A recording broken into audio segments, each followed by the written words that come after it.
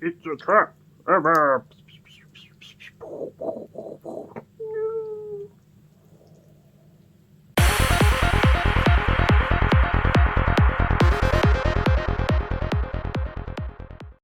Hey all, thank you so much for tuning in. I hope you guys are having a great day. Today we're going to be looking at whether there are furries in Star Wars.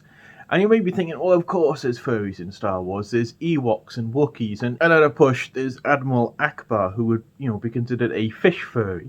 But we're going to be looking a little bit deeper than that, looking at some of the background species you may not have heard of, who didn't feature in the big films, but were intended to be included originally, who would, really classify as furries in the Star Wars universe. So let's quickly go have a look at that. And we'll actually be starting with the species that appears in the Clone Wars series and a few of the comics and books, and that is the Zygerian. Now, the Zygerians appear as antagonists in the Clone Wars series in, I think 6 or 7 episodes.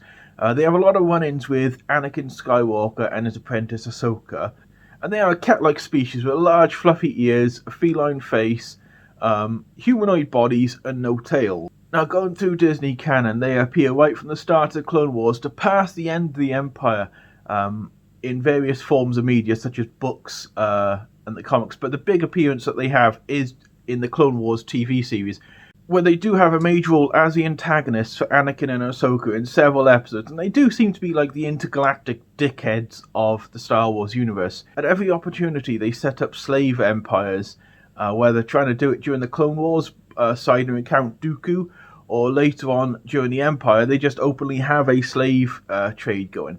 So they do seem to be, really bad dudes, not the kind of people you want to be friends with. And so moving on from the intergalactic arseholes that are the Zygerians, we're going to move on to another species that has a little bit of canon appearance, but for the most part is now moved to Legends appearance. And that's, that's the pre-Disney stuff. They had a big role in the Legends books, but have almost no appearances in canon anymore. And that is the Shistavanan. Now, in Legends, the Shistavanan are a species of wolf-like creatures who have been genetically engineered by someone in a long past history of the Star Wars universe.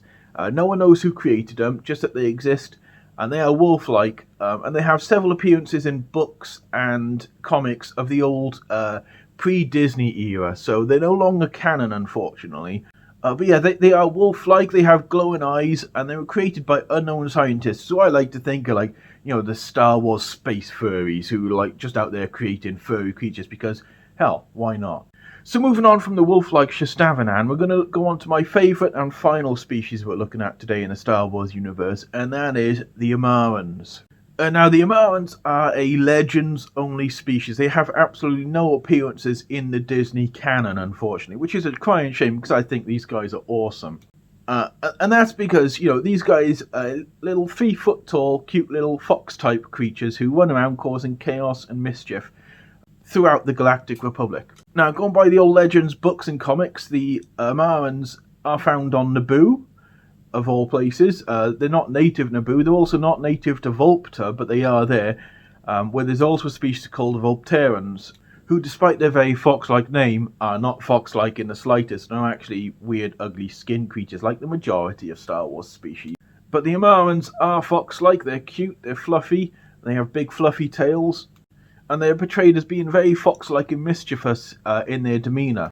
Now, they didn't have any screen time at all previously, but they did appear in the Essential Guide to Episode 1, which is a strange place to find little fox-like creatures. Now, this artwork and description featured in the Essential Guide to Episode 1 was put there by an artist called Robin Pronovost. Now, why am I mentioning this, you may be asking? Well, that's because Robin Pronovost goes by another name online. They go by the name Artie Ewok, and they have a Facebook page and a Twitter. And believe it or not, they are actually active in the furry fandom. They have attended multiple conventions, not just as guest of honour, but just as a regular attendee. They are active furries. So that means that there is an active furry working, or has worked for the Star Wars franchise, creating species, in this case cute little fox characters, and putting them in official products. So if anyone's interested in checking out Artie Ewok's work, I will put a link in the description below. I'll also put links to the Wikipedia articles on all 3 species I've mentioned here, and a couple of others that might tickle your fancy. Other than that, I hope you all enjoyed today's episode. If you did, smash the like, subscribe, all those kind of doohickeys. Drop some comments about your favourite Star Wars species in the comments below and I'll have a look. On that, you all take care of yourselves and I will see you in the next video. Ta-ra! I wanted to do some filming, but someone has decided that they want to perch on my shoulders and prevent me from filming. So, say hi to everyone on the internet, Mac.